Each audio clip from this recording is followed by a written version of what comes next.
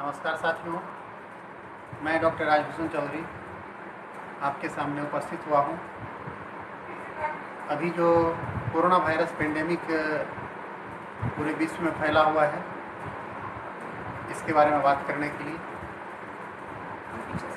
तो जैसा कि लोगों में ये कन्फ्यूज़न है कि ये कोरोना वायरस है क्या और ये कोई नया वायरस है, तो मैं आपको बताना चाहता हूँ कि कोरोना वायरस एक कोरोना वायरिडी ग्रुप फैमिली का वायरस है और इसलिए इसका कोरोना वायरस नाम पड़ा क्योंकि इसके सरफेस पर क्राउन लाइक स्पाइक होते हैं। जैसे राजा का क्राउन होता है, उसी तरह का इसके सरफेस पर क्राउन होता है, इसलिए कोरोना वायरस इसका नाम पड़ा। और ये कोई नया वायरस नहीं है, यह 1931 में सबसे पहले देखा गया था और 1965 में 60-65 के करीब ही ये वायरस आइसोलेट किया गया है। अब है कि ये वायरस जो है सिंगल स्ट्रैंडेड आरएनए वायरस है और इसका average diameter 120 nanometer. It is among the largest of RNA virus. मतलब कहने का है कि आरएनए वायरस में जितने वायरस आते हैं उसमें इसका जो साइज है कंपैरेटिवली बड़ा है और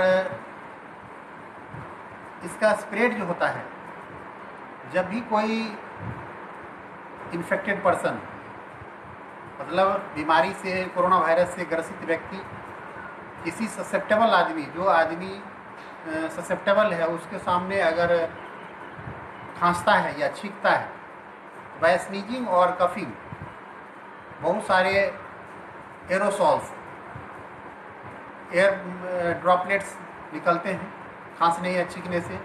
जैसा कि हम सब जानते हैं कि एक बार छींकने या खांसने से लगभग 1 लाख जर्म्स हम एटमॉस्फेयर में छोड़ते हैं।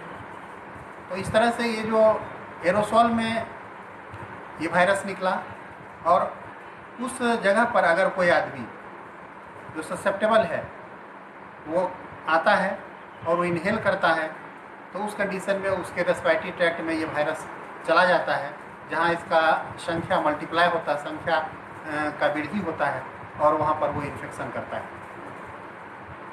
अभी तक बहुत लोगों को कन्फ्यूज़न था कि ये वायरस क्या सिर्फ ह्यूमन में इन्फेक्ट करता है, तो नहीं, ऐसा नहीं है। ये वायरस मेमल्स और बर्ड्स दोनों को इन्फेक्ट करता है और अलग अलग स्पीसीज में अलग अलग सिस्टम को इन्वॉल्व करता है। जैसे ह्यूमन में ये अपर रेस्पिरेटरी ट्रैक्ट या रेस्पिरेटरी ट्रैक्ट इन्फेक्शन करता है, चिकन में अपर रेस्पिरेटरी ट्रैक्ट इन्फेक्शन करता है, काव और पिग में अगर होता है तो ये डायरिया कॉज करता है। तो इस तरह से कोरोना वायरस के बारे में हम लोग जाने। अब है कि कौन कौन लोग ससेप्टेबल हैं इसके लिए। क्या सभी में ऐसा बीमारी लेथल हो जाएगा, जानलेवा बीमारी सभी में हो जाएगा? तो नहीं, ऐसी बात नहीं है। जो आदमी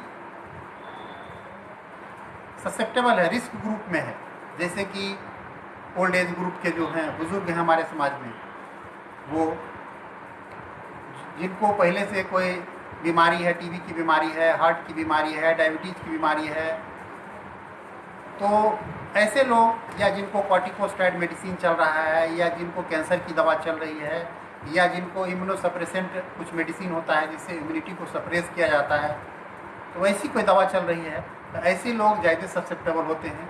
इसलिए अपने परिवार के बुजुर्गों का ज़्यादा ध्यान रखने की आवश्यकता है और ख़ास करके जिनको कोई कोमॉर्बिड कंडीशन है, बीमारी है, जैसे डायबिटीज़ और हार्ट की बीमारी है, तो उनको भी ध्यान रखने की आवश्यकता है। अक्सर लोग पूछते हैं कि क्या टीबी के मरीज़ में ज़्यादा इन्फेक्शन की संभावना है? निश्चित तौर पर, जैसा कि हम लोग सब जानते हैं कि टीबी की बीमारी अक्सर उन्हीं लोगों में होती है जिनका इम्यूनिटी लो होता है, जो मालन्यूट्रिशन होते हैं, जो कमज़ोर होते हैं, ऐसे लोगों में टीबी का बीमारी जल्दी होता है। तो निश्चित तौर पर ऐसे लोग, टीबी से ग्रसित व्यक्ति ज़्यादा ससेप्टेबल होंगे इस बीमारी से। इसलिए इन सारे ग्रुप के मरीज़ को ज़्यादा ध्यान देने की आवश्यकता है। और जो आदमी को बार बार एलर्जी का प्रॉब्लम होता है, ऐसे लोग भी इस बीमारी से ज़्यादा ग्रसित होने की संभावना रहती है। इन्हीं चंद शब्दों के साथ हम अपनी वाणी को विराम देते हैं और नेक्स्ट वीडियो में हम लोग मास्क के बारे में देखेंगे और क्या ट्रीटमेंट चल रहा है और इससे बचने का क्या उपाय है उसके बारे में हम लोग देखेंगे। नमस्कार साथियों।